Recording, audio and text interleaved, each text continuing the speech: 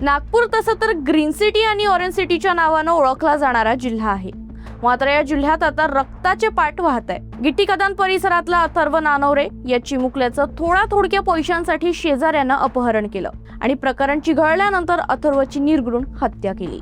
आता या हत्येचा थरार इतका भयानक होता की बिचाऱ्या अथर्वचे हातपाय बांधून नंतर त्याला पोत्यात टाकून रस्त्याच्या कडेला फेकून दिलं. या प्रकरणानं संपूर्ण नागपूर हळहळतंय. पण ही घटना काही नवीन नाही. अशाच आणखी 2 घटनांनी नागपूरकरांना रडवलं होतं. या घटनांमध्येही आरोपींनी अशीच सायकोलॉजी वापरली होती. नमस्कार, मी एकता, तुम्ही बघत आहात UCN न्यूज.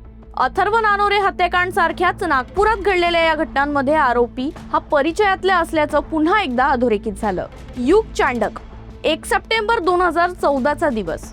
आरोपी राजेशनं युगला दुचाकीवर बसवून कोराडी रोडनं निर्जन स्थळी नेलं. खंडणीसाठी अपहरण केलं. मात्र राजेशनं सह आरोपी अरविंद सोबत मिळून युगची निर्घृण हत्या केली. नागपुरातील प्रख्यात डॉक्टर मुकेश चांडक यांचा 8 वर्षाचा गोंडस मुलगा युग. आरोपी राजेश हा युगच्या वडिलांच्या दवाखान्यात काम करणारा कर्मचारी. युग नेहमीच वडिलांच्या रुग्णालयात जायचा. एके दिवशी राजेशनं युगला थापड मारली आणि युगचे वडील डॉक्टर चांडक राजेशवर प्रचंड रागावले. त्याशिवाय आरोपी राजेश रुग्णांकडून अतिरिक्त पैसे वसूल करत असल्याच्या अनेक तक्रारी डॉक्टर चांडक यांच्या कानावर आल्या. त्यामुळे राजेशला कामावरून काढून टाकणं त्यांनी पसंत केलं. याच गोष्टीचा राग मनात धरून आरोपी राजेशनं सह आरोपी अरविंद सोबत युगचं खंडणीसाठी अपहरण केलं आणि निर्घृण हत्या केली. देशाला हादरवणारं दुसरं प्रकरण होतं कुश कटारिया. विदर्भातील नामांकित व्यावसायिक प्रशांत कटारियांचा मुलगा कुश. त्याच्या हत्येनं संपूर्ण देश आजही हळहळतो.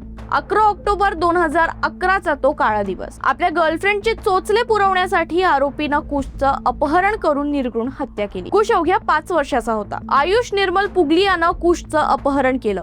कुशला सोडवण्यासाठी आरोपीनं 2 कोटींची खंडणी मागितली होती. मात्र प्रकरण चिघळलं आणि आरोपीनं कुशला संपवलं. 11 सप्टेंबर 2017ला आरोपी आयुष पुगलियाची जेलमध्ये हत्या करण्यात आली. मुद्दा असा आहे की 3ही प्रकरणात आरोपी ओळखीतला होता. आपली मुलं की जवळची लोक कुणाच्या संपर्कात आहेत, कोण आपल्या मुलाला बाहेर नेतो, घरी नेतो, काही खायला देतो, हे तपासून घेतलं तर कदाचित अशा घटना टाळता येतील. आधी कुश, मग युग आणि आता अथर्व. घटना घडतात, लोक हळहळतात. मात्र न्यायाचं काय? UCN न्यूजच्या माध्यमातून आम्ही सावध राहण्याचं आवाहन करतोय.